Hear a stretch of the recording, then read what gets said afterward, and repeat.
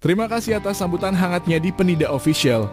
Saya siap menyajikan berita atau informasi terkini dan aktual untuk Anda.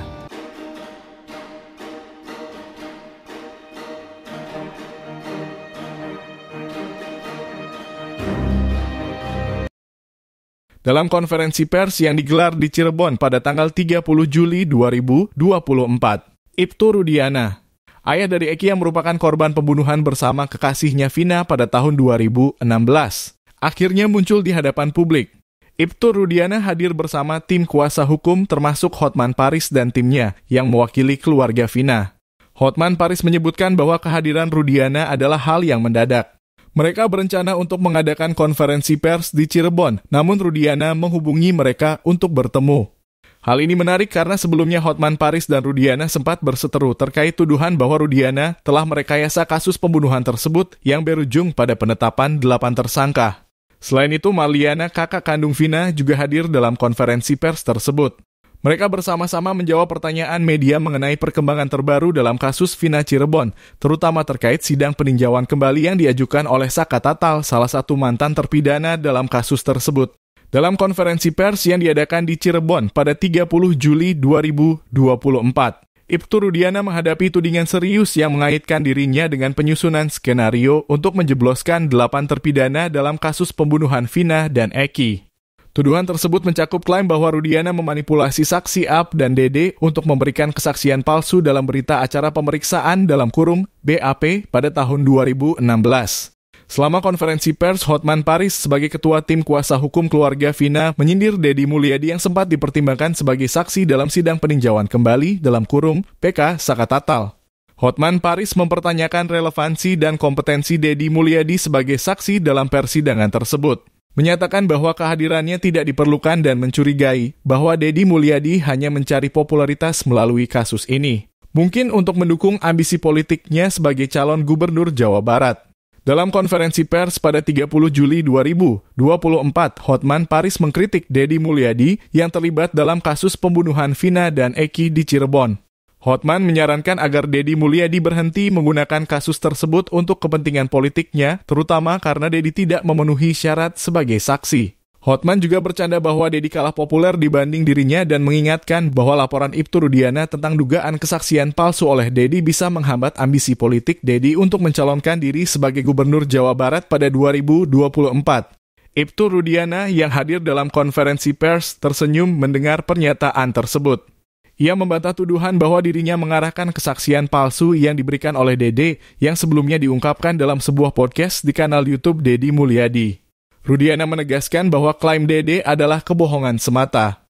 Menanggapi pernyataan tersebut, Hotman Paris bertanya apa langkah yang diambil Ibtu Rudiana terkait keterangan Dede dalam podcast tersebut. Ibtu Rudiana menjawab bahwa ia telah melaporkan Dede dan Dedi Mulyadi ke polisi atas tuduhan memberikan kesaksian palsu dan menyebarkan informasi yang tidak benar. Dalam konferensi pers pada 30 Juli 2024, Hotman Paris menyampaikan pandangannya mengenai permohonan peninjauan kembali dalam kurung PK yang diajukan oleh Saka Tatal, salah satu terpidana dalam kasus pembunuhan Vina dan Eki. Hotman menegaskan bahwa bukti baru dalam kurung novem yang diajukan dalam PK tersebut tidak memenuhi syarat sebagai novem karena bukti tersebut telah diajukan sebelumnya dalam persidangan tahun 2016. Oleh karena itu, ia berpendapat bahwa PK tersebut harus ditolak karena tidak ada dasar hukum yang cukup untuk mengubah putusan yang telah ada. Hotman Paris juga menyebutkan bahwa bukti foto yang diajukan dalam PK tersebut tidak cukup kuat untuk melawan bukti visum yang diajukan pada persidangan 2016. Bukti visum ini dianggap lebih kuat dan valid, sehingga tidak ada alasan bagi majelis hakim untuk mengubah keputusan sebelumnya. Selain itu, Hotman mengkritik kehadiran anggota DPR RI, Dedi Mulyadi, dalam sidang PK di Pengadilan Negeri Cirebon pada hari yang sama. Ia mempertanyakan alasan Dedi Mulyadi hadir di persidangan mengingat Dedi bukan saksi dalam kasus tersebut. Hotman menegaskan bahwa Dedi tidak memiliki kapasitas sebagai saksi dan kehadirannya hanya menambah kebingungan dalam proses persidangan. Hah? Kok ngapain dia maju ke persidangan? Dia kan bukan saksi. Sudah cukup lah, ini udah populer, mudah-mudahan cepat terpilih nanti apa calon apa? Gubernur. Hah? Nah, udah cukup lah kampanye, udah cukup lah Mas ya. Ya. Kemudian hari ini katanya siapa itu? Bukan, yang saksinya itu yang ditolak. Yang ditolak siapa? Dedi Mulyadi. Dedi Pak. ADM. ADM Pak. Dedi. Mulyadi, aku juga bingung itu orang, ya. Hah? Kok ngapain dia maju ke persidangan? Dia kan bukan saksi. Sudah cukup lah, ini udah populer, mudah-mudahan cepat terpilih nanti apa calon apa? Gubernur. Hah?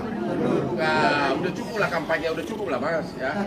Udah selesai lah itu, janganlah terus-terusan itu berlanjut terus ya. Anda tidak memenuhi syarat sebagai saksi kok, ya. Oke, kalau kalah populer, Anda masih kalah sama gua populernya, oke? Mengenai Dede, Dede pasti bukan, Dede itu pasti pintar, kuasa hukumnya juga pintar. Kalau Dede sampai datang ke pengadilan di perkara PK ini menyatakan bahwa dulu dia memberikan kesaksian palsu, artinya apa? Mini itu juga bisa dipenjara karena sumpah palsu. Ya, jadi mungkin. Sekian berita yang dapat kami sampaikan hari ini. Sampai jumpa pada waktu berikutnya dan berita selanjutnya. Jangan ragu untuk subscribe dan memberikan komentar. Salam dari Penida Official.